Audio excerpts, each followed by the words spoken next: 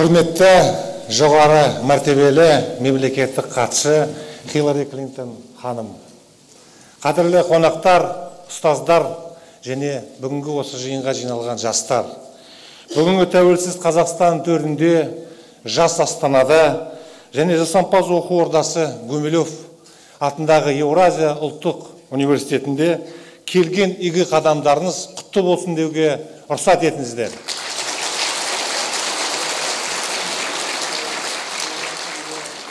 Глубоко уважаемая госпожа Хиллари Клинтон, уважаемые участники и гости встречи, позвольте от имени многотысячного студенческого коллектива, профессорско-преподавательского состава и от себя лично приветствовать вас в стенах Евразийского национального университета. Сегодня мы все с вами становимся свидетелями и участниками поистине исторического события саммита ОБСЕ. И в этой связи для нас большая честь и ответственность быть организатором сегодняшней встречи с государственным секретарем Соединенных Штатов Америки госпожой Хиллари Клинтон по вопросам построения гражданского общества и демократических институтов.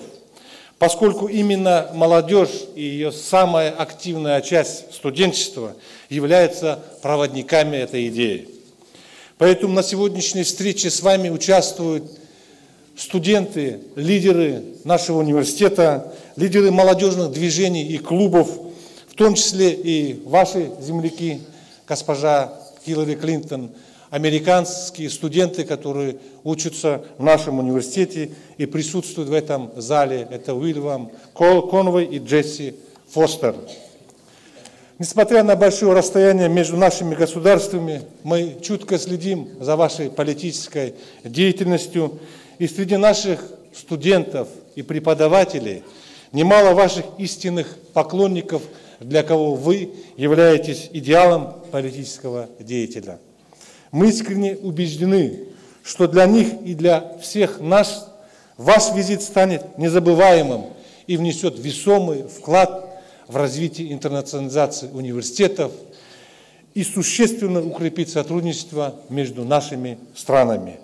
Еще раз, пользуясь случаем, я хочу пожелать всем участникам встречи благополучия, счастья и крепкого здоровья. Your Excellency State Secretary, we are happy to welcome you to our university.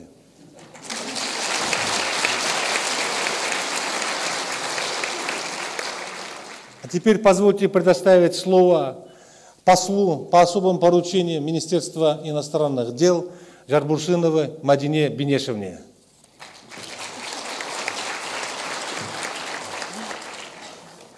Ladies and gentlemen, today I am truly honored to welcome the Secretary of State, Madam Hillary Clinton.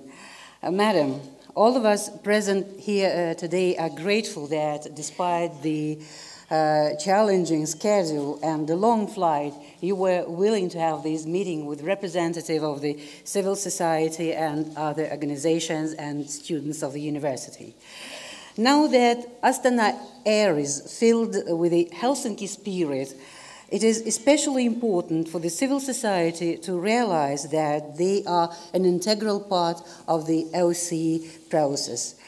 And just the last week alone, Astana hosted a number of key events which have effectively demonstrated the importance and the possibility of a constructive dialogue between the officials and non-governmental organizations. Among them, the OBSE and the NGO Forum, initiated by the Chairmanship and the Office for the Democratic Institutions and Human Rights, and also, of course, the review, the last segment of the review conference, which was attended by a large number of NGO representatives from OBSE countries.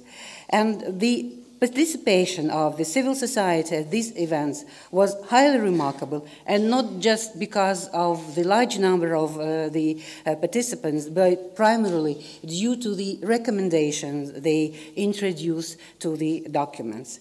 Many participants of these events are here among the participants of this meeting, and men and women, they are men and women with strong intentions to make our world a safer place for everyone. And I'm more than sure that our meeting and this interactive dialogue will incorporate both crucial and important issues. Clearly, your persona is well known all over the world. However, I would like to share with the audience some facts characterizing you as a human being and a woman. Growing up, Mrs. Clinton had a dream. She dreamt of being an astronaut. Thus, she approached NASA, yet at that time she was turned down because NASA did not allow at that time women into its space programs. To my mind, this, to some extent, influenced her later becoming a champion of human rights, democracy, and civil society. Your famous speech in Beijing in 1995, when you declared that human rights are women's rights and women's rights are human rights, inspired women all over the world and helped to galvanize a global movement for women's rights. As the First Lady, you worked on many issues related to children and families. You launched the US government's Vital Voices Democracy Initiative. Today, Vital Voice is a non-governmental organization that continues to train and organize women leaders across the world. And given this occasion, Madam, I would like to express the hope of women of Kazakhstan that the Vital Voices chapter will be open here in the nearest future. We are looking forward to the cooperation with this organization. In 2020, Hillary Clinton made history as the first lady elected to the United States Senate and the first woman elected statewide in New York.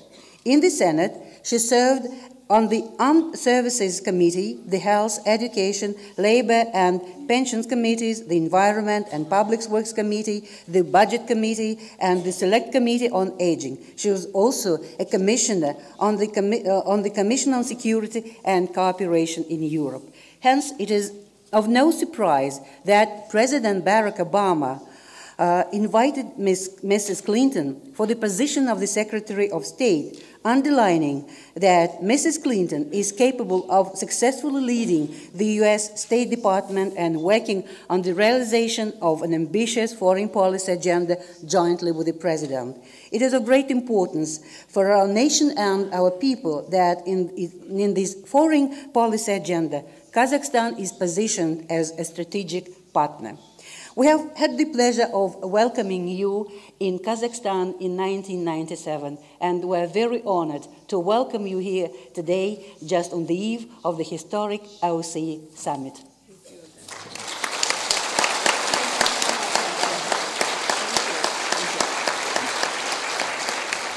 And now let me introduce the moderator of today's evening, Mrs. Eva Dobychina, whom you well know as she worked here for several years as the head of the Freedom House mission in Kazakhstan. She made many friends in Kazakhstan, and she looks forward to continuing this cooperation. Eva, the floor is yours.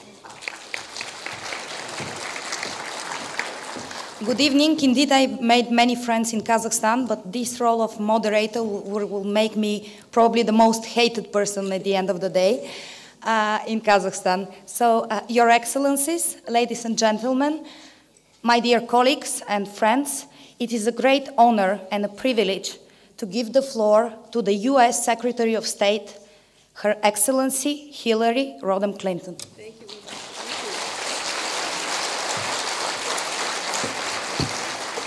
Well, good evening, and it is an absolute delight for me to be here in Astana on the eve of the OSCE summit and to have this opportunity to meet with you. I very much enjoyed my visit, as the ambassador reminded us, in 1997, and I have looked forward to returning, and I am grateful for this warm welcome, Ambassador. Thank you, Rector, for your invitation. And if you saw the young musicians who were playing as you may have walked in this evening, the youngest one was one of the Rector's daughters. And so education is a family commitment. And I also want to recognize the other officials and dignitaries who are here this evening.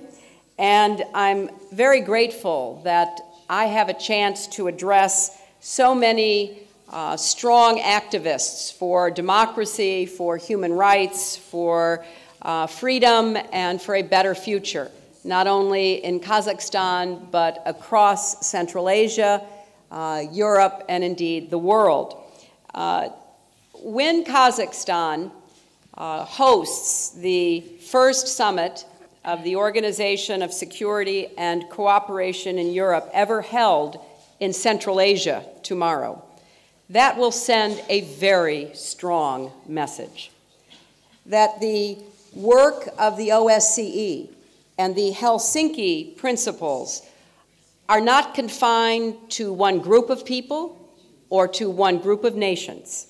They indeed are applicable around the world. I will be meeting with many government leaders to talk about a range of issues that affect all of us, from our mutual interests in the security of Afghanistan to nuclear non-proliferation, of which Kazakhstan is a leader, to the diversity of energy supplies, and so much else. But first, my very first stop was to come and meet with you, because strong democracies, thriving economies, and stable societies cannot be built by governments alone. There must be a partnership between governments and vibrant institutions and free societies that work together to solve the problems that we face in the 21st century. 35 years ago, when the leaders of North America, Europe, and the Soviet Union came together to sign the Helsinki Final Act, they committed themselves to a core set of human values, including the fundamental freedoms of expression, association, peaceful assembly, thought, and religion. These values are as fresh and relevant today as they were 35 years ago, and they are absolutely critical to the building of sustainable societies and nations that are committed to creating a better set of opportunities for all of their citizens.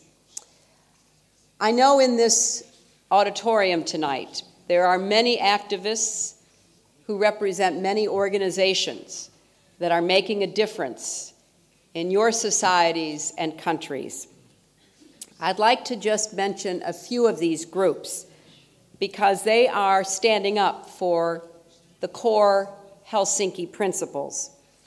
As the ambassador said, I served on the Helsinki Commission when I was a senator in the United States Senate, and I have followed the work of so many individuals and organizations that have consistently stood for the principles that all of us agreed to 35 years ago. I developed a special respect for the work of non-governmental organizations, the work that many of you do to bolster civil society, women's rights, expand opportunity, promote tolerance, and so much more. Tonight, I would particularly like to honor the Almaty-Helsinki Committee. You have worked for decades to advance peaceful, democratic change based on the noble principles of the Helsinki Act, principles that we continue to hold dear. I also would like to commend the Kazakhstan International Bureau for Human Rights and Rule of Law for its work toward developing the National Human Rights Action Plan and recognize the role that Yevgeny Zhovits, a leading human rights activist, played in drafting this important document. And I would like to salute Galina Morozova, who has devoted herself for the past 12 years to fight against human trafficking. She has sheltered hundreds of women.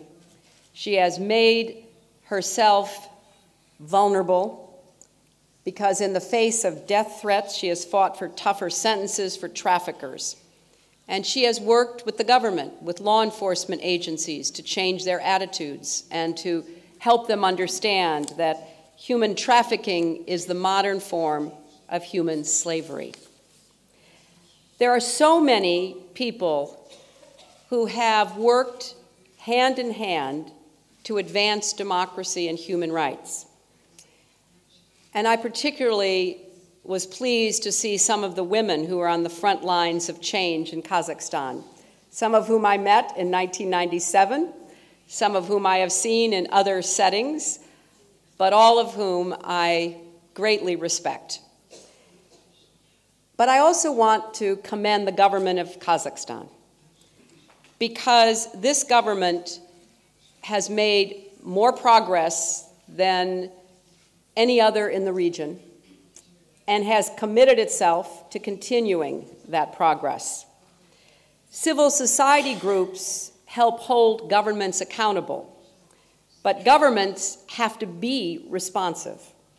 So I'd like to thank Adil Sauz, the International Foundation for Protection of Freedom of Speech, for its vital role as a media watchdog, because the OSCE commitments include the right of all citizens to know and act upon their rights.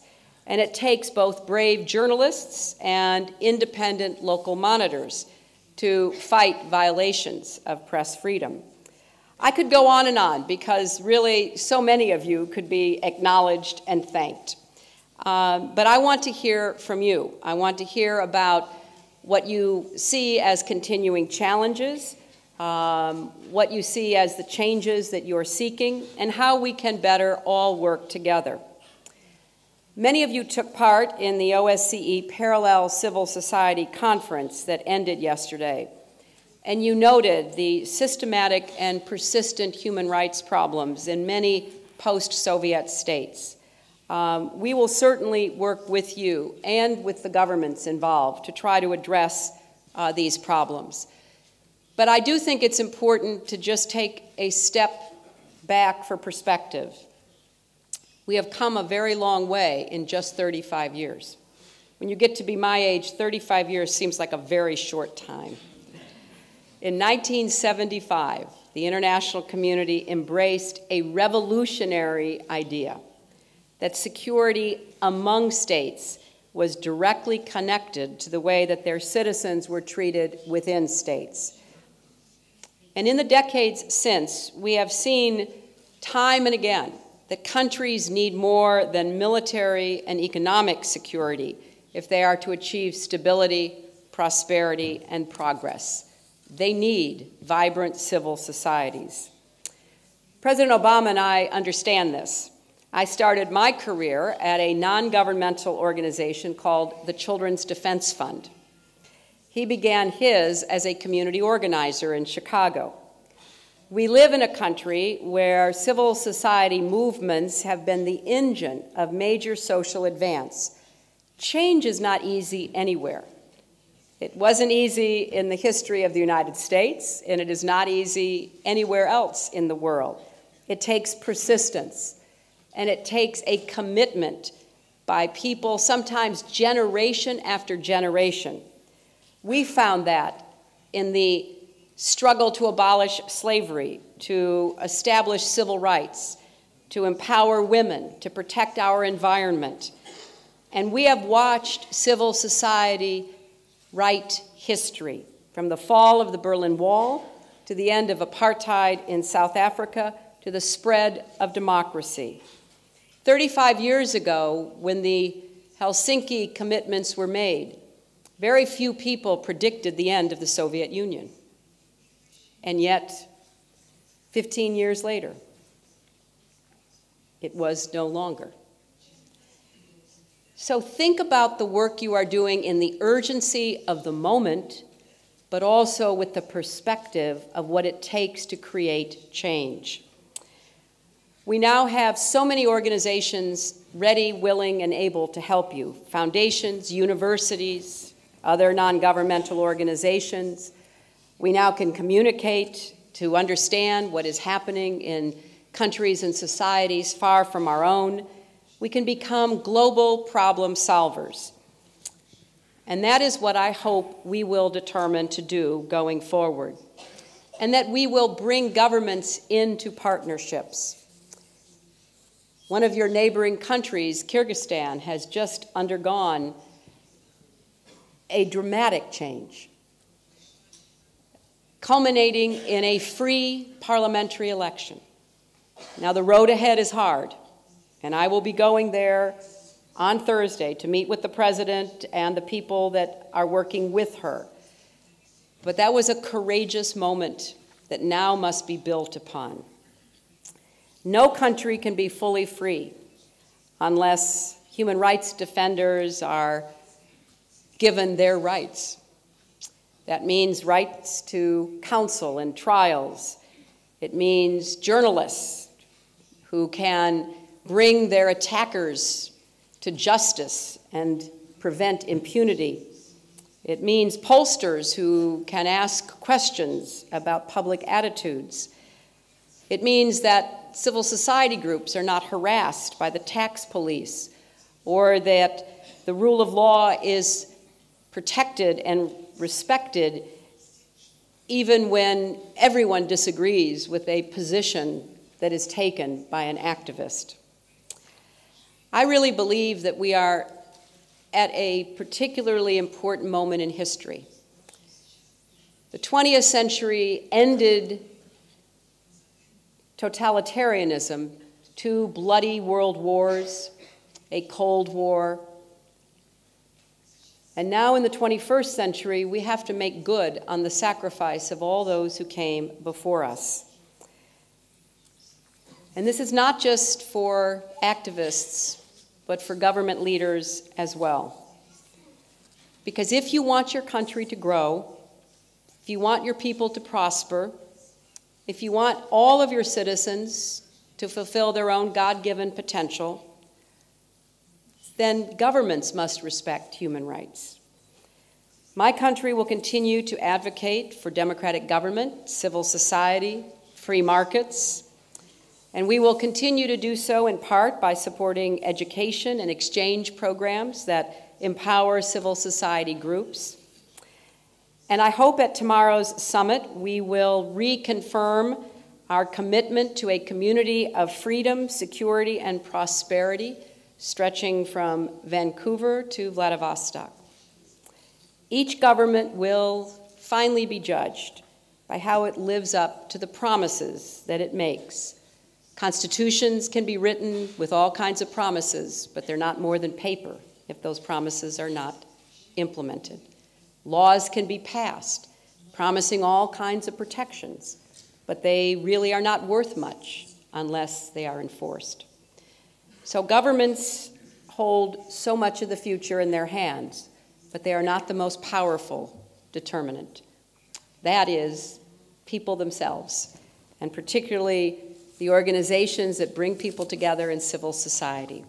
So it is an honor for me to be here.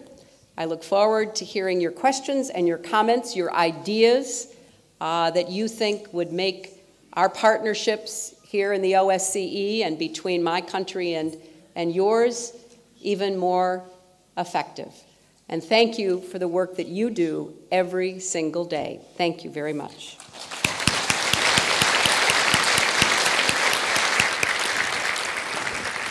Thank you very much.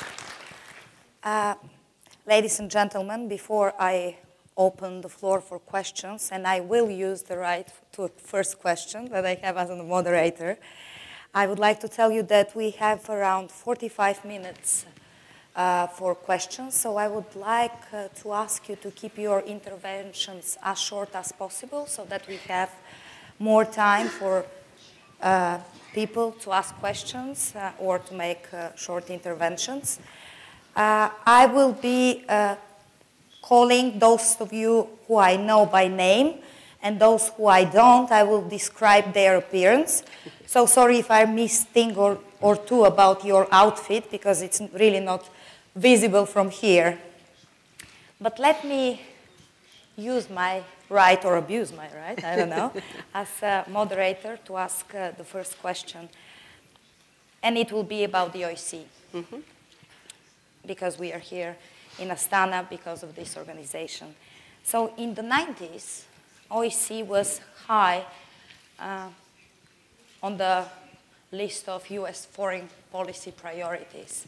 And it was then when the OBSE adopted a number of key documents stressing the importance of human rights, democracy, and the rule of law as prerequisites for security. However, in the last few years, this model is somewhat challenged by a number of member states of the OBSE and other countries. And the OBSE as an organization is experiencing some difficulties, and tough negotiations are held. Some observers are even questioning the value added of the organization. So how high is the OBSE on the list of your priorities? Well, Eva, first, it's very high on the list of my priorities and this administration's priorities. It won't surprise you to hear that I agree with you that in the 1990s, when my husband was president, the OBSE was considered a very important part of our foreign policy. And the Obama administration agrees with that. And I have taken steps to reaffirm our commitment to the OBSE, including coming here to Astana, to be sure that the good work that was started 35 years ago continues. Now, the times change, and there are new challenges, but I think the core values of the OBSE remain as important today as they were in the past. And it is, in my view, part of the foreign policy of the United States to be more involved in supporting multilateral organizations like the OBSE. And one of the difficult issues that we are grappling with in the OBSE is whether or not countries that once signed up to the core documents and principles underlying the OBSE will continue to support them. And so we are very committed to making the OBSE more active, more vital, more relevant, and frankly challenging any members who are not willing to abide by the very principles that they agreed to support when they joined the OBSE. Nobody is made to join the OBSE. It is a voluntary organization. But if you join it, and then you say, but I don't really believe in the human dimension pillar of the OBSE, I don't really support the Helsinki Act, then why did you join? And so what I want to do is keep the emphasis on the importance that the OBSE plays and the very significant connection between successful countries and following Helsinki principles. Because if you want to be a successful country in the 21st century, eventually you're going to have to accept that you must do more on behalf of human rights. So I think that from my perspective, we are reinvigorating our commitment to the OBSE. That's really encouraging to hear. So now I'm opening the floor for questions.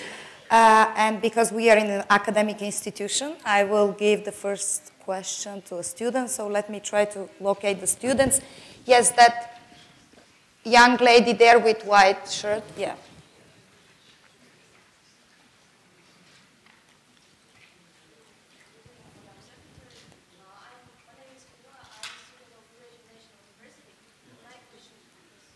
The microphone is not working. There it is. Yeah. Good evening, Madam Secretary. I am a student of Eurasian National University. My name is Camila, and my question is, if you had a chance to meet a politician of any period of time of human history, who would you like to meet with and why? It's a wonderful question. You know, I've been very privileged in my life to meet many extraordinary people. Many brave and courageous people, many people who have risked their lives for freedom and for human rights and for women's rights. I think that the person who I have been most impressed by in my meeting has been Nelson Mandela. I think what Nelson Mandela demonstrated through all those years in prison, which could make you a very bitter person. You could come out of prison hating, and he came out of prison determined to create a society in South Africa that didn't look backwards, but looked forwards. And I'll tell you a quick story about why I'm so impressed with him. I've had the privilege of spending a lot of time with him over the last 18 years. And I went to his inauguration as president in 1994 in South Africa. And after the big ceremony where he gave the speech and the bands played, he invited a large group of visitors from around the world to a lunch at the presidential house. In the morning, it had been inhabited by the last white Afrikaner president. In the afternoon, it was inhabited by the first African president. And at this lunch, then President Mandela stood up and he said, "I'm very honored to have all of these distinguished visitors from around the world. But the three most important people to me who are here that I personally invited are three of my former jailers from Robben Island." And he asked these three white men to stand up. And he said, "I had many jailers over 27 years, I think it was. These three men treated me with dignity and respect. They may have been my jailers, but they related to me as a fellow human being. And I will never forget that." And I thought, you know, in politics, in civil society, we often draw lines against people, the good people and the bad people. And sometimes things are done to you that are very hard to forgive. But here was a man who was telling the world, I can see through the prejudice, the stereotype, and I can see the human being because they saw me as a human being. And I will never forget that. So he is someone who I highly admire and deeply believe is one of the great leaders of the world of all time. James, but you will have to go out of the row and find the microphone. You will have to move towards the microphone, James. I'm sorry, it's so complicated, but that's the system.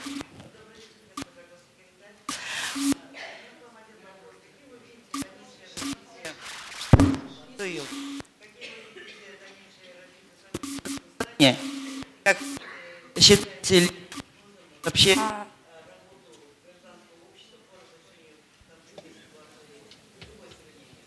I will translate it Yes, for you please translate. because the mic was not working. Okay. So, what do you think will happen? How do you see the development of the situation in Kyrgyzstan, the events in Kyrgyzstan?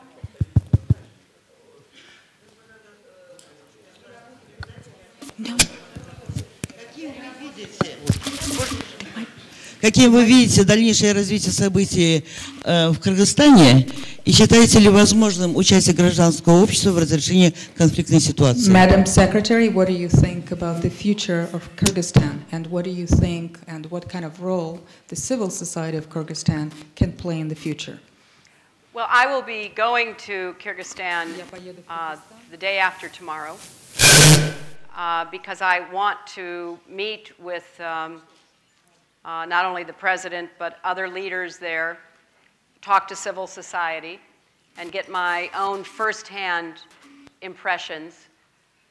But I will say three things. First, I think that the people of Kyrgyzstan have spoken very forcefully in favor of representative government and democracy, and all of us need to help them. Secondly, as with any society, there are tensions. There are tensions between ethnic and nationality groups, and all of us need to try to help ease those tensions and to support efforts by civil society and by the government to punish the wrongdoers who were behind a lot of the rioting, but to do so in accordance with the rule of law, but to also look for ways that people can work together and create a more inclusive society. And finally, the elections which were held, nobody knew who was going to win. That was a remarkable election. It was an election where people really had to go out and think for themselves and cast their votes. And now they have to try to put a government together, which means they have to, what I call, practice politics. They have to actually listen to each other and try to figure out what they can give and what they can ask as they put together a government. It is a very difficult path they have chosen for themselves, but the United States will do everything we can to support them. I very much appreciate the role of the government of Kazakhstan, which has been extremely helpful in supporting Kyrgyzstan, and we have to keep working together. We have to do everything possible to help them succeed at their important effort to bring democracy to Kyrgyzstan. So let's work together on that.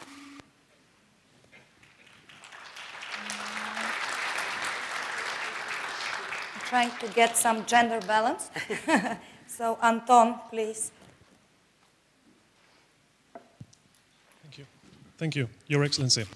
Given the Dodd-Frank Act on the Wall Street reform, which was passed in the United States recently, and includes one very landmark provision requiring transparency from energy and mining companies, do you think that assuring energy security should play a more important role in the OBSE agenda? And more specifically, do you think that OBSE as an organization should endorse Extractive Industries Transparency Initiative, EITI? Thank you. Well, I think EITI is a very important development, and that is, for those of you who may not know, the Extractive Industries Transparency Initiative. And it is an effort for civil society, the private sector, and governments to work together. You know, really, any country consists of, it's like a three-legged stool. You have a government, you have an economy, and you have a civil society. And sometimes if it gets out of balance, if the government is too strong, the stool is not stable. If the economy is unregulated, as we have seen in the world in the last 2 years, the stool is unstable. So the EITI is a good example of government, the private sector, marketplace, and civil society working together. And I appreciate the commitment that Kazakhstan has made to the EITI. I think it's the kind of initiative that the OSCE should be looking to replicate. What else can we do to enhance that kind of cooperation, that commitment to an outcome that will actually benefit everyone, even though in the short term it might take away the privileges of some. So I'm looking forward to reviewing the recommendations that have come from the NGO meetings, the civil society gatherings that have taken place here in Astana, because I know that you all have made some very specific recommendations. But I certainly believe, to go back to Eva's point, that the human dimension part of the OSCE has to be supported strongly, and we intend to do so. Thank you. Okay. The wheelchair user, I mean, sorry, the lady in the white shirt, yeah. On the first. Thank you. Madam Clinton, my name is Lezat Kaltaeva. I represent here the network of organizations of women with disabilities in Kazakhstan. And my question is, all we know that U.S. Embassy and the National Committee in Kazakhstan on Women Affairs has signed the memorandum on cooperation in gender equality issues. So my question is, how do you see the role of the interest of women with disabilities in this cooperation and the role of our organizations and our network in this process? Thank you for asking the question. I don't know if you could hear her, but she was asking about the memorandum of understanding that our embassy has with organizations on gender equality, but what about women with disabilities? Well, let me broaden your question. What about people with disabilities? I think in many societies in the world today, people with disabilities are seriously discriminated against. They are not given opportunities for schooling, for jobs, to live independently even if they're able to. So I think that the struggle for the rights of people with disabilities is one of the big question marks that hangs over human rights work. You know, the United States in the last 30 years has made progress in how we treat people with disabilities. We changed laws and we've enforced them. In fact, the very first job I did right out of law school when I went to work for this group, the Children's Defense Fund, was going door to door as part of a big national survey, and this was back in 1974. It was part of a big national effort to find out how many children were not in school. Because if you looked at the data, you would see, according to the census figures, the number of births in a year, and you would then go up a couple of years, and then you would look at school enrollment figures, and you'd see that they were not the same. So I went to a couple of communities, and I knocked on doors, and I asked people, do you have any children who aren't in school? Now, some had children who were working already. They had gone to work to help support their families. But the majority of children who were not in school were children with disabilities. They were children who were deaf or blind or in a wheelchair. And the schools were not equipped to educate them. They were not what we call handicap accessible. The children couldn't even get into some of the schools if they were in a wheelchair or other suffering from another disability. So we began to pass laws to open up our schools to children with disabilities, and then to open up our places of employment, and then to require accessibility so that if you went to a public facility, there would be a way in if you were in a wheelchair, for example. So we've made progress, but we still are working on it. And I think that worldwide, this is an area that doesn't yet have enough attention. I've appointed a special representative for people with disabilities in the State Department to work with activists and governments around the world. So really, the short answer to your question is we want to make sure that people with disabilities are on the agenda of their countries, and that the countries can share information about how to help. And then let me say the final thing is, some disabilities are preventable.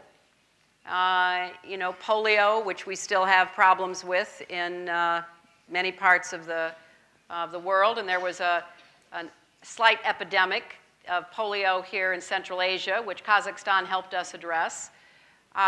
Spina bifida, which can be prevented with folic acid and other supplements. So we need to do more during a woman's pregnancy and labor and delivery to make sure we prevent disabilities that are preventable.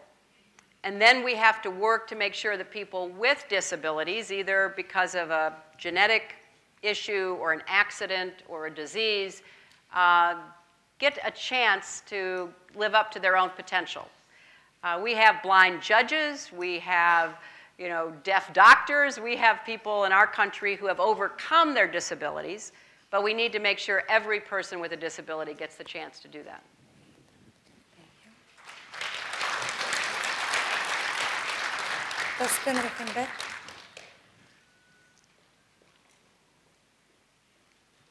Madam Secretary, my name is Taskin. I'm presenting two NGOs. One of them observes election in this country and another Women Leadership Fund. And first of all, of course, I would love to emphasize my exciting with your brilliant, I would say, career in a club which calls, men club actually, which calls politics, politica. And here's my question related to this. What would be your key suggestions, recommendations to women in this country, Kazakhstani women, who wants to get in this club? Thank you very much. Well, first let me go back to something the ambassador said when she was here talking. I helped to start an organization called Vital Voices, and I know some of you know it because some of you have attended some of its programs. And we're going to bring a women's conference, and Vital Voices will be part of it, to Central Asia next year, because we want to reach out and renew our relationships with so many of you who are doing such good work. And I think that I received the book of women in Astana who are doing astonishing things, and I am very impressed by that. But I think that organizations like Vital Voices or like Women in Business and others that are represented here have to be constantly reaching out to young women. Young women need to be brought in and given the opportunity to participate when they're in university, like here, and creating more avenues for women to develop their own interests, to start their own businesses, to become an academic, to become an advocate, a lawyer, go into government, go into the foreign service. And that takes a lot of encouragement because it is still hard. And it's not only hard in Kazakhstan, it's hard everywhere. It is still challenging. And it is something that I see all the time. And as I travel around the world and I do events like this, I'm very often asked a question like yours. Well, how does a woman become active in politics or become whatever she chooses in her own interests? There's no substitute for preparation and for the best education you can get. But there's also no substitute for the encouragement and support of other people. And that's why I think a lot of these organizations that are represented in the book you gave me can take an even bigger role in helping to encourage and support and prepare women to take leadership positions. And I would offer the continuing support of the United States, not just our government, because we do try to support women's activities, and I made it a core priority in American foreign policy because I know from so much that I both have seen and so much research that had been done, countries that utilize the skills and talents of half their population will actually become stronger and more prosperous and secure. But also because I think that this century really is the century for women's full empowerment and for women to make the choices that are right for them. And I say this everywhere. Not every woman wants to be a Secretary of State or an ambassador or an activist on behalf of freedom and human rights. But every woman should have the same choices as her brothers, her husband, her father, her son, and then make that choice as to what is best for you, consistent with your own responsibilities and how you see your life. And that's what we're trying to achieve.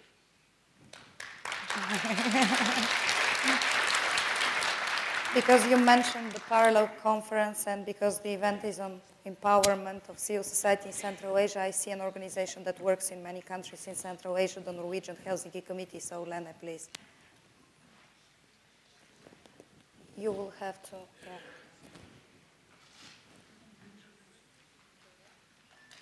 You will have to step out, yeah.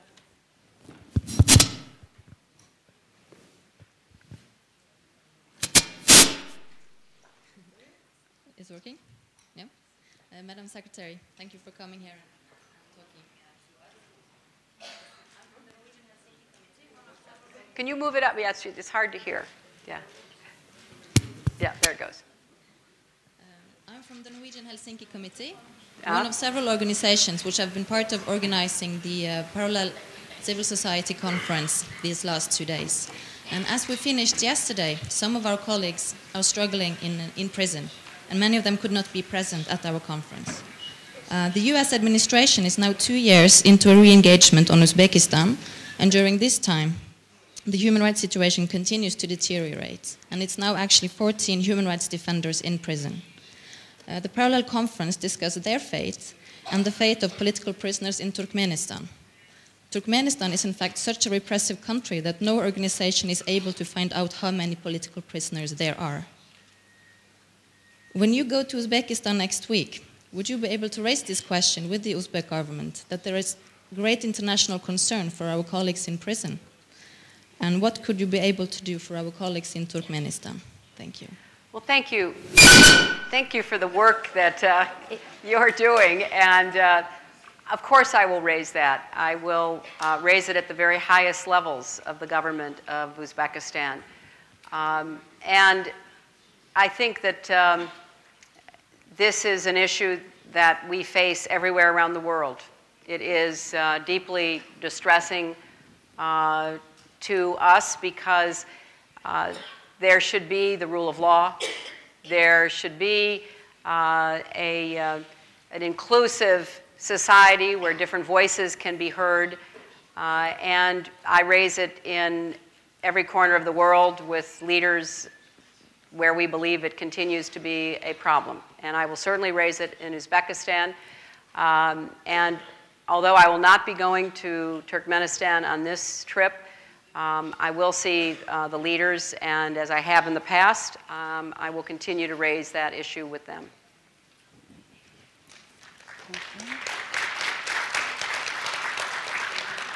There is a desperate student right there.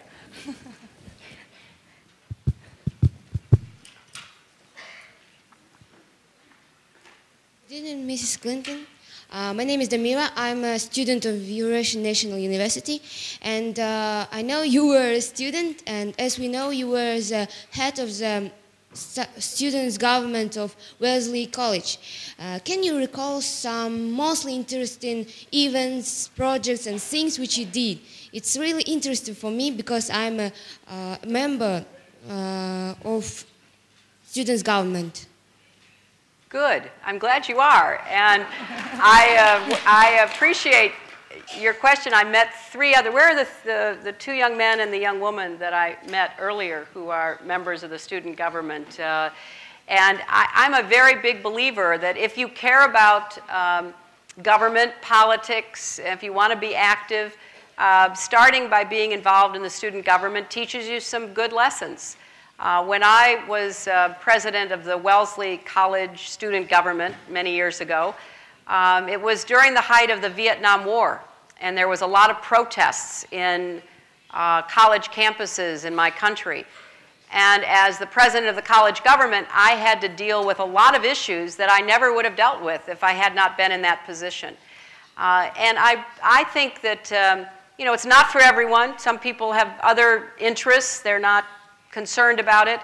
But no matter what you decide to do in the future, if you want to go into government, if you want to run for office, if you want to head an organization, if you want to be active in your society, it teaches you good skills, and it teaches you the basics of what it's like to be in a democratic political system. you have to get along with people. You have to listen to them even if you disagree with them. You have to try to find compromise. In some circles, even in my own country now, compromise is considered a bad thing.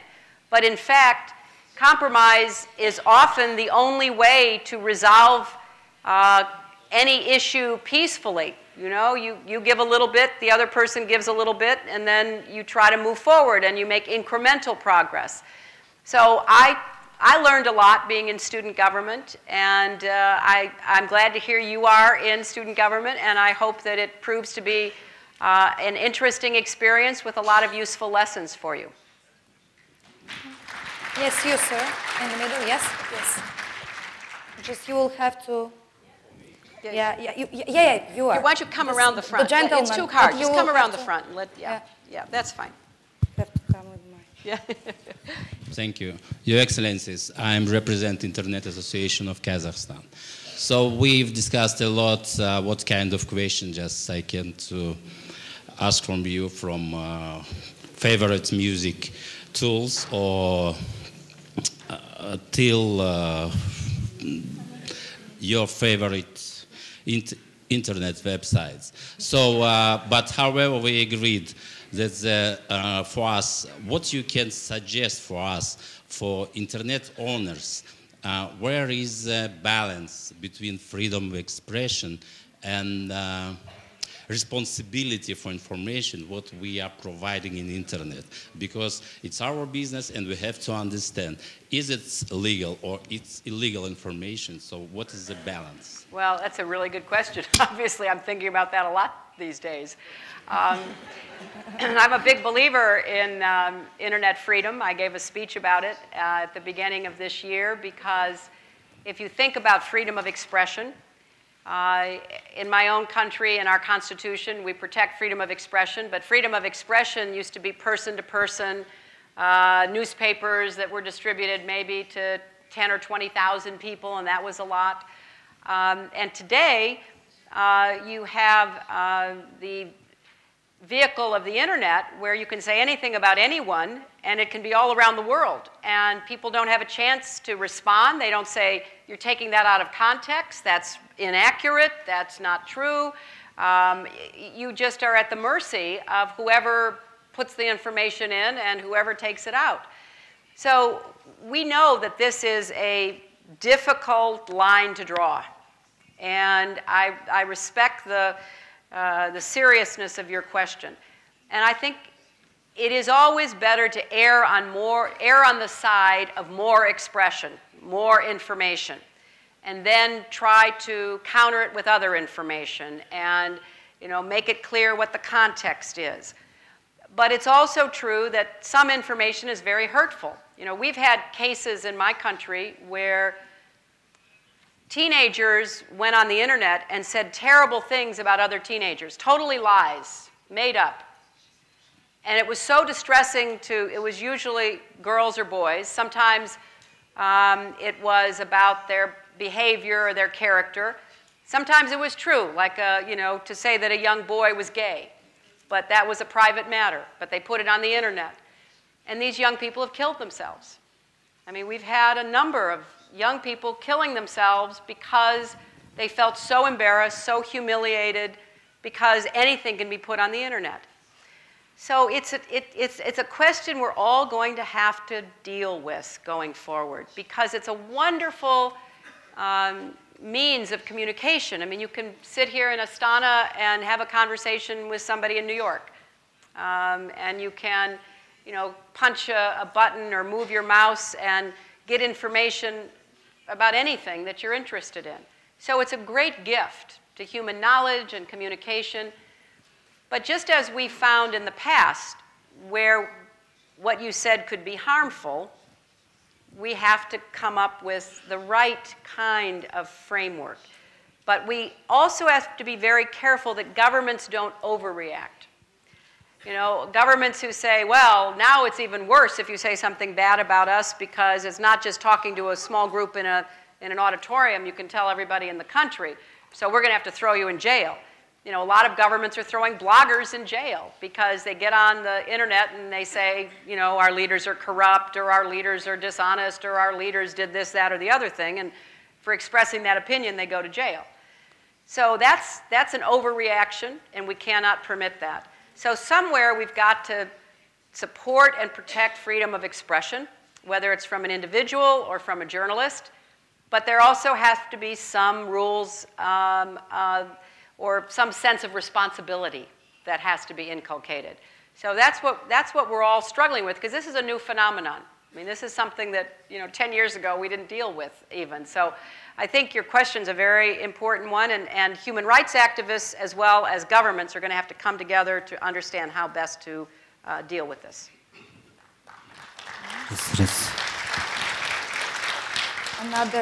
Another guest from a different country, Sasha Dermechuk.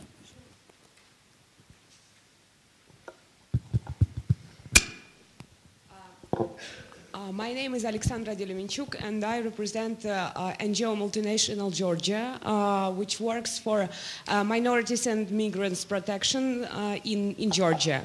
First of all, Madam Secretary, let me use this possibility to thank in your person to U.S. Department of State and its employees and policies, which provide very strong protection to human rights defenders in Georgia, in particular as it was in case of head of my organization when he got under pressure of authorities. The great role in his protection was played by Ambassador of United States in Georgia. But my point is that in your intervention, you mentioned Helsinki Act, and you mentioned how important still is to keep human rights and human dimension on the top of agenda, even within the policy talks. But unfortunately, in our countries, these issues are often put aside by our governments. And that is why external support and support of US was very important for us always. Now, unfortunately, some representatives of civil society feel that new foreign policies of Obama administration maybe left us with less support.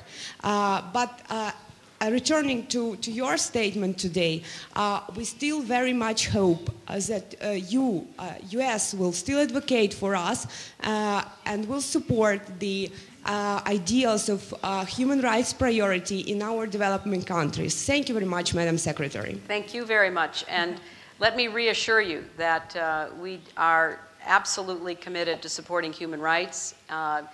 We continue to look for ways that have the most likelihood of success because we know that in some countries we can try one approach and it doesn't work, so let's try another approach and see if it does work. So what I have directed our teams, our embassies, our diplomats to do is try many different approaches. And, you know, look, I think in some countries, if an American ambassador or other diplomat creates a relationship with a leader or a set of leaders and behind the scenes pushes, that's more effective than going public. In other countries, going public is more effective. So we're trying to expand what we call the toolbox so that we have many different tools to work on and support human rights. Thank you. There's a student over there. Where is, yeah? That's funny. Сәлеметсіз Хиллари ханым. Менің атым Аспан Дастан, болашақ қауымдастығының кеңес мүшесімін. Сізге қойын деген сұрағым.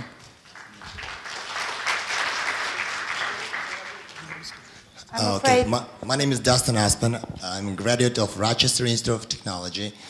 I'm a council member of Bolshak Association.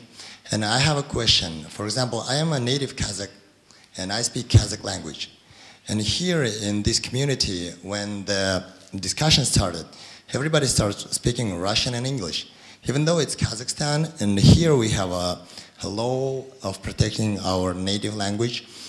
And I was just informed that I can ask a question only in Russian or English. No, ask it in Kazakh, but then you'll have to translate it. Yes, ask it in Kazakh and then translate it for me. Yes, okay? I would like The point is that here I am as a Kazakh. If I don't speak Russian and English, I wouldn't be able to ask a question. Okay, my first question is, how many politicians, successful politicians, do you have in US who doesn't speak English? None. None. Can you keep it to one question, just like for everybody else? But let me just say a word. I think that's a very legitimate question. I mean, the issue of language is still a very complicated and controversial one in many places.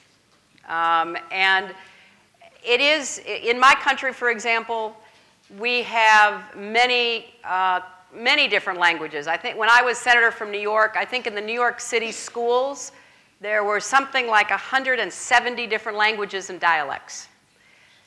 Now, the school system was able to provide support for large groups of children. So children whose first language was Spanish got support.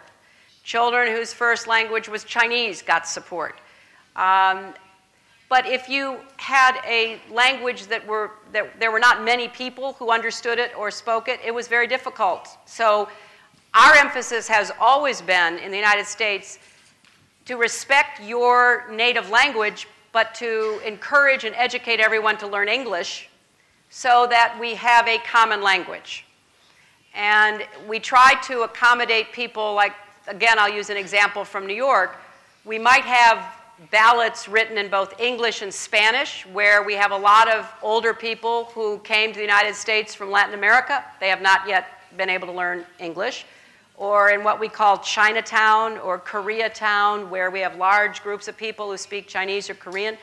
But my point is that there should be respect for native languages. And I wish I spoke another language.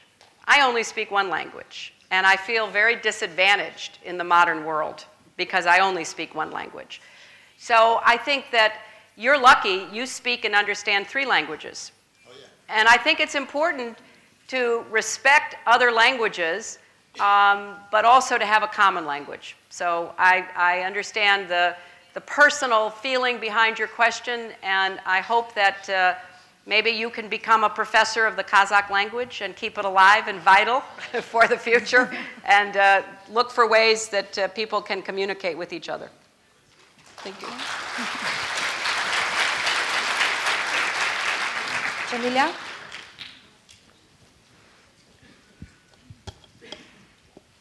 Dear State Secretary, I am Jamila Asanova, Civil Society Development Association. We are working in Kazakhstan with the civil society organizations. For right now, the situation with civil society is that here is the decreasing of institutional support from international society, but also increasing of support from the social contracting. But for us, as well as for human rights NGOs or for social NGOs, it's still a question for institutional support or technical assistance for institutional support. Is it any interest from State Department to provide such kind of support to Kazakhstani NGOs or to Central Asia? Thank you. I would like to know more about what you mean by institutional support, because I think it is important to look for ways to help build stronger civil society institutions. And perhaps I can ask our ambassador and our embassy to meet with you to get a better idea of what you mean by that. You know, we provide a lot of support for individuals. We provide opportunities. One of you told me that you were just in Los Angeles working on human trafficking issues and learning what we have been doing. So there's a lot we can do with individuals, and there's a lot that we do giving support to organizations. So please let us know more about what you mean by institutional support. Okay.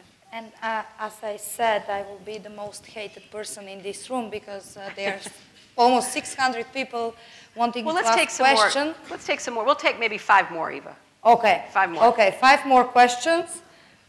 So you.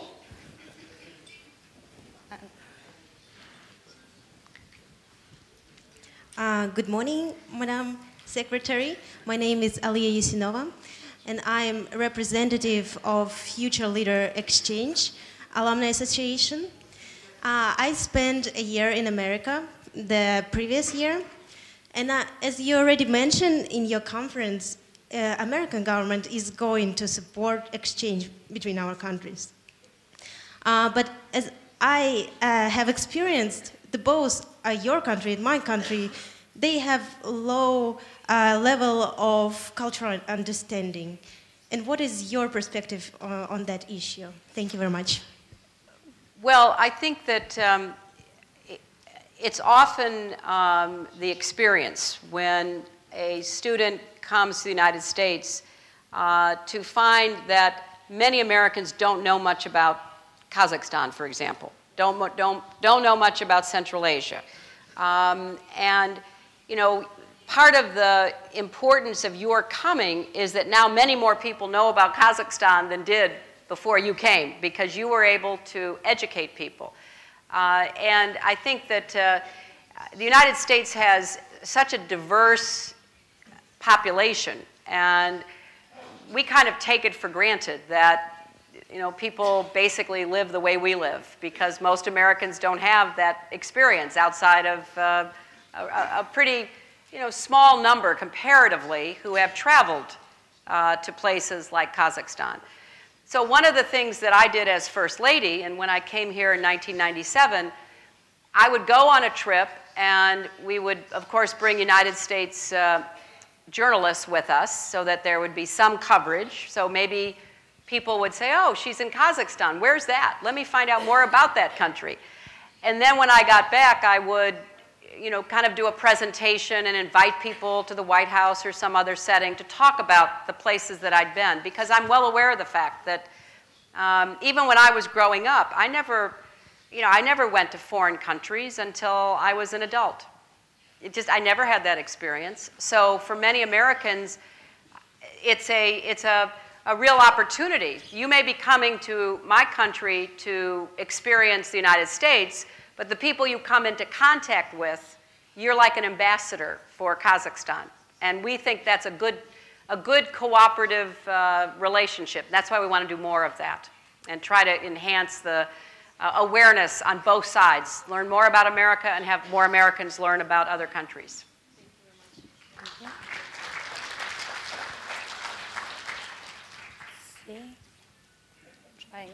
Nobody there is raising their hands. So you? Penal Reform International Office for Central Asia. I would like to ask you about what do you think about the future of ODIHR, and what do you think about including of penal reform issues in priority issues of Office for Democratic Institutions and Human Rights? The future of what? The future of Office for Democratic Institutions and Human Rights, OSCE ODIHR. Yes. I think it's a very important part of the OSCE mandate.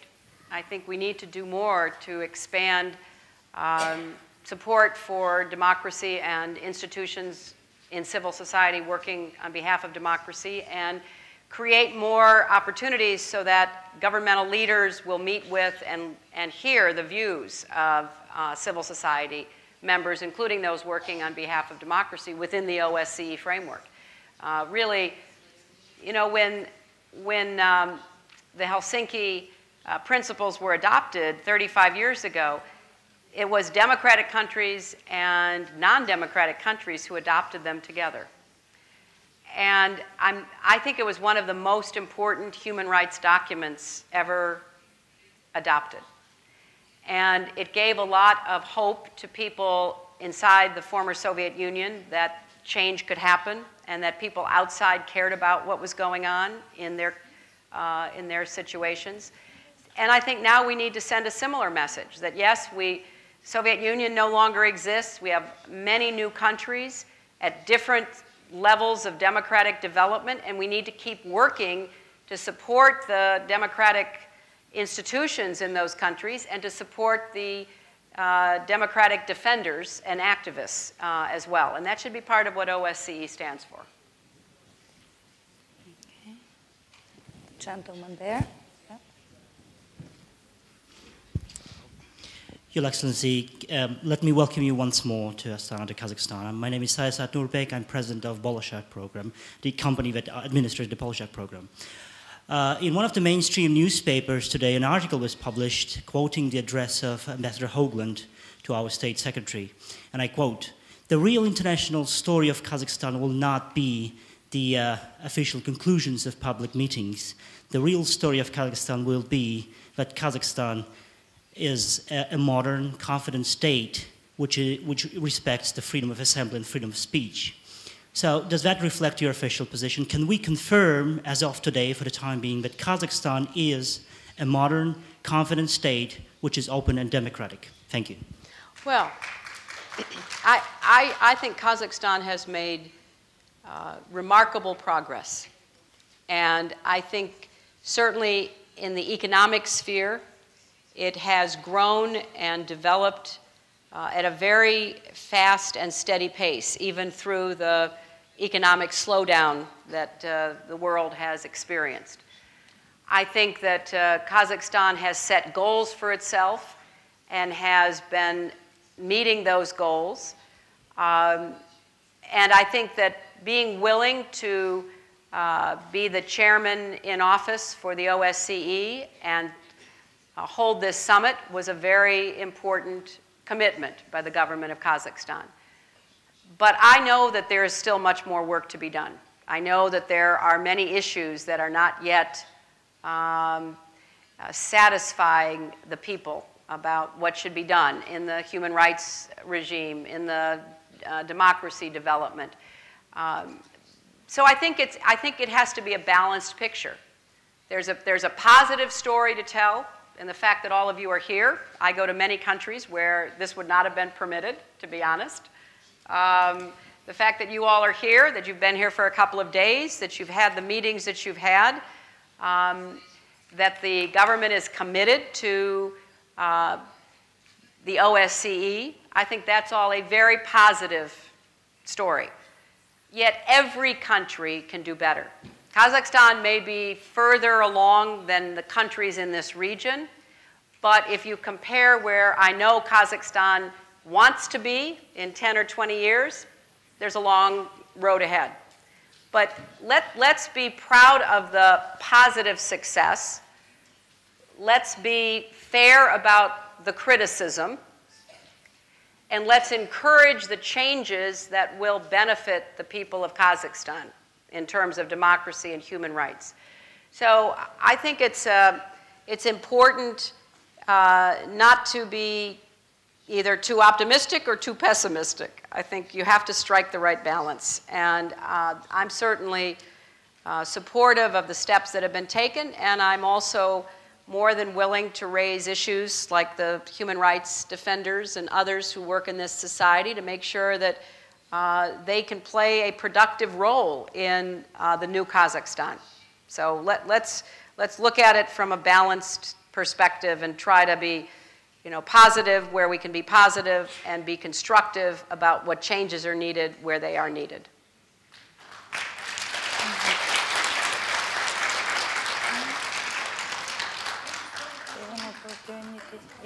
Okay.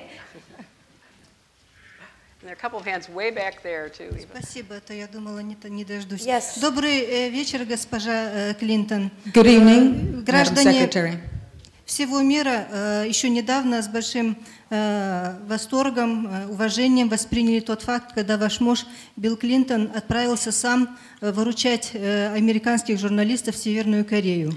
All over the world, people were very proud to see that your Это было husband, проявление former уважения President Bill к Clinton, собственным went to... Can you stop so that, можете остановить? So that there is a translation. We all over the world were very proud to see that your husband, Bill Clinton, went himself to North Korea to free journalists who were imprisoned there. Тем самым он проявил свое уважение и уважение всего государства к собственным гражданам и, в частности, к журналистам. That is the way that he showed his respect, not only to the citizens of his own country, but also to the members of the press, to the journalists. К сожалению, моя страна, председатель ОБСЕ, удерживает заключение журналиста Исергепова, моего супруга. И несмотря на то, что подошло время уже освобождать его, я не вижу никаких сейчас перспектив. Обращалась я. Unfortunately, my husband, who is a journalist, is here in this country, the country who is now the chairman of OSCE, the chairman of the country who is hosting the OSCE summit, is still keeping my husband in jail. And I know that his jail term is coming to an end, but there's no way to see that he will be free in the time that he's supposed to go free. Так как государство лишило его возможности защищать себя, и он был лишен адвокатов, я обращалась сама к президенту страны, в правительство, к депутатам, в общем, во все комитеты, но все безрезультатно. И я просто хочу задать вам вопрос, как вы относитесь к этому факту, и могу ли я попросить вашего личного содействия в освобождении Сергепова? Unfortunately, my husband did not Wait, I can't hear. Okay, go ahead. Unfortunately, my husband did not have a chance to use his own attorney at his trial. He has no way to seek support from the outside, and no matter how I was trying to help him, there's no success. So I was trying to seek support from my own government, from some organizations that fight for human rights, and there's no success. So my question to you, first of all, what is your opinion about something like this, and will I be able to ask you for your support when you're meeting with the members of my government? Well, first, I am sorry about your husband. I cannot comment. I don't know anything about his case, but let me make 3 points. Number one, we believe strongly in the rule of law, and that includes the right to counsel, to have your own attorney, to have someone who will advocate for you and will, if necessary, go all the way through the court system to try to get justice for you. And that is, to me, a fundamental human right, that you have a rule of law and a system of justice. And since most people are not lawyers, they cannot defend themselves, and they need competent counsel to be able to do so. Secondly, journalists are particularly vulnerable in the world today. Journalists are being killed, attacked, imprisoned all over the world, and particularly in the OSCE countries where it's contrary to the Helsinki principles, where journalists are supposed to be protected. I've spoken out about the abuse of journalists in Russia, where, as you know, a number of leading journalists have been brutally attacked and even killed. And that, to me, it runs counter to the claims that the Russian government is making on behalf of a new and different and democratic future. So whether it's Russia or Kazakhstan or anywhere else, journalists are particularly vulnerable and deserve protection, even though, you know, many people don't focus on what happens to journalists. It is an indicator of the rights and freedoms of everyone else to speak out and to not be imprisoned or persecuted by their government. Thirdly, when I meet with governments, I raise the issue of political prisoners, of journalists who have been imprisoned. And if you have talked with our embassy, then we will have information about your situation, and we will certainly follow up on it. Thank you. And the last question now. Up there, the lady in pink or red, is it?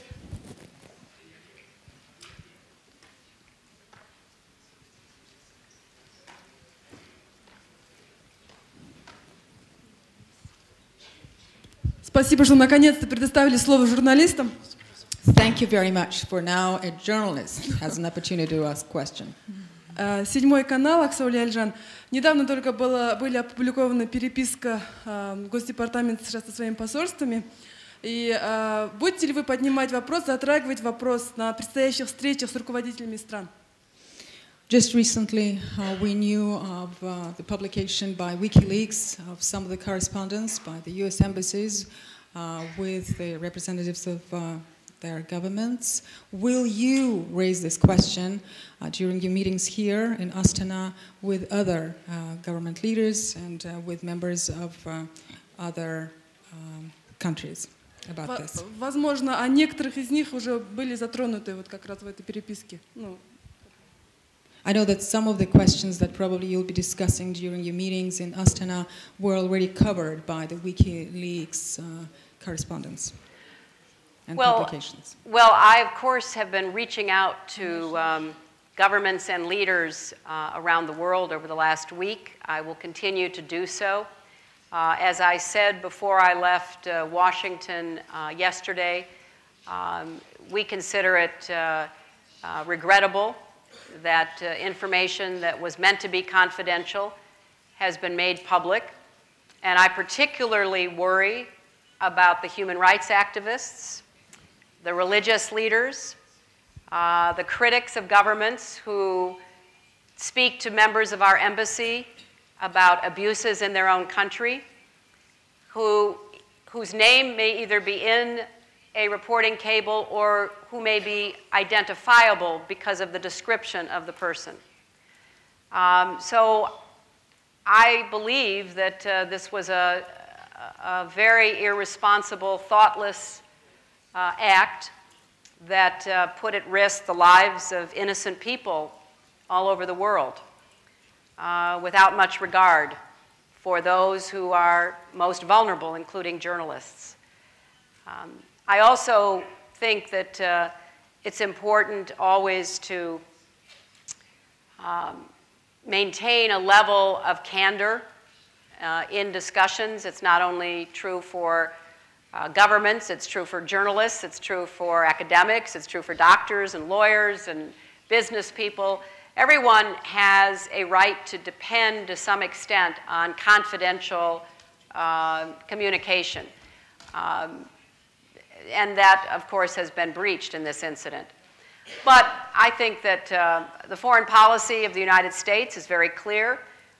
We have moved vigorously in the last 22 months in the Obama administration to repair the damage that we inherited, to reinvigorate organizations like the OBSE, to become much more internationally oriented, to work with friends, partners, and allies around the world on threats that we face, like Iran becoming a nuclear power, like non-proliferation. And so we will continue to pursue the policies that we are, despite the efforts by some to disrupt that. And let me say one other word about Kazakhstan. I think Kazakhstan deserves enormous credit for removing the nuclear material that you inherited on your territory. And the United States has been your partner in doing this. I think non-proliferation is a human rights issue. I think the effort to go after the nuclear material that can fall into the wrong hands, that can be used to terrorize, maim, kill people, contaminate large areas, is a fundamental human rights issue. And in this area, Kazakhstan has been a world leader. And I want to publicly express my appreciation for that. Thank you, Madam Secretary. Thank you. Thank you very much for showing commitment to civil society, not only in words, but that you actually stayed for half an hour longer than planned and showed your support to us. Thank you. Thank you. Good job. Thank you. Are you living in London now? What is your husband doing? He's a lawyer, and I work for ОБСЕ. Thank you so much. We realized outside. No, this was very invigorating.